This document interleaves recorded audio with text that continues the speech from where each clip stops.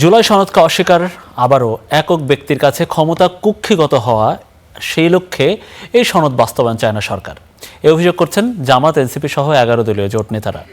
বিকেলে বায়তুল মোকাররম এলাকায় বিক্ষোভ সমাবেশে দ্রুত গণভোটের রায় মেনে নেওয়ার দাবিও জানানো হয়েছে। তারা বলছেন 24কে ভুলে আবারও ফ্যাসিবাদ পুনর্বাসন চেষ্টা চলছে।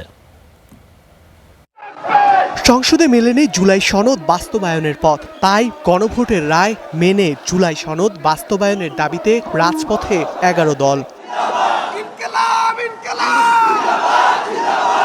পূর্ব ঘোষণা অনুযায়ী জাতীয় মসজিদ বায়তুল মোকাররমের উত্তর গেটে জড়ো হন জামাত, এনসিপি, এবি পার্টি সহ জ্যেষ্ঠ জোট নেতারা। তাদের অভিযোগ 24কে ভুলিয়ে আবারও ফ্যাসিবাদ পুনর্বাসনের চেষ্টা চলছে। নির্বাচনের আগে হ্যাঁ ভোটের কথা মুখে বলে গোপনে না ভোটের প্রচারণা চালানো হয়েছে বলেও অভিযোগ তাদের। জনগণকে অপমান করে বাংলাদেশে আবার পুনরায় ফ্যাসিবাদ ফিরিয়ে আনার ষড়যন্ত্র করছে। এটা 72-এর মুজিববাদী সংবিধান, যা পরবর্তীতে শেখ হাসিনার সংবিধানে রূপান্তর হয়েছে। সেই সংবিধানকে তারেকবাদের সংবিধান আমরা হতে দেব না। আর এনসিপি সদস্য সচিবের দাবি, সরকার 2/3 সংখ্যাগরিষ্ঠতার জোরে গণরায়কে বৃদ্ধাঙ্গুলি দেখাচ্ছে। আপনারা সংস্কার চান না, গণভোট চান না, তার পেছনের কারণ হলো আপনারা বাংলাদেশের রাষ্ট্র ক্ষমতাকে, বাংলাদেশের সাংবিধানিক প্রতিষ্ঠানগুলোকে এক ব্যক্তির করায়ত্ত করে রাখতে চান।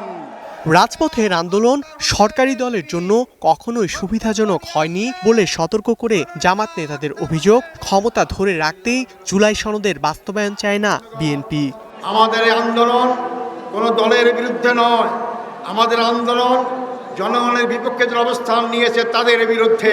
আজকে একজন ব্যক্তির কাছে ক্ষমতা কুক্ষিগত করার মাধ্যমে যদি আপনারা দুঃস্বপ্ন দেখেন আবার জোর করে ক্ষমতায় থাকতে পারবেন, বোকার স্বর্গে বাস করছেন।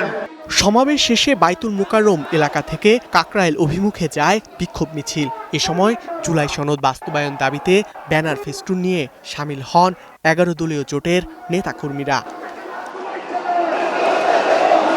বিএনপি নেতৃত্বাধীন সরকার দায়িত্ব নেয়ার পর এই প্রথম এত বৃহৎ কোনো রাজনৈতিক বিক্ষোভ কর্মসূচি। 11 দলীয় জোট নেতারা বলছেন, জুলাই সনদ পরিপূর্ণ বাস্তবায়ন না হলে সামনে আসতে যাচ্ছে আরও অনেক কঠোর কর্মসূচি। ধ্রুব ইকরামুল, স্টার নিউজ, বিজয়নগর, ঢাকা।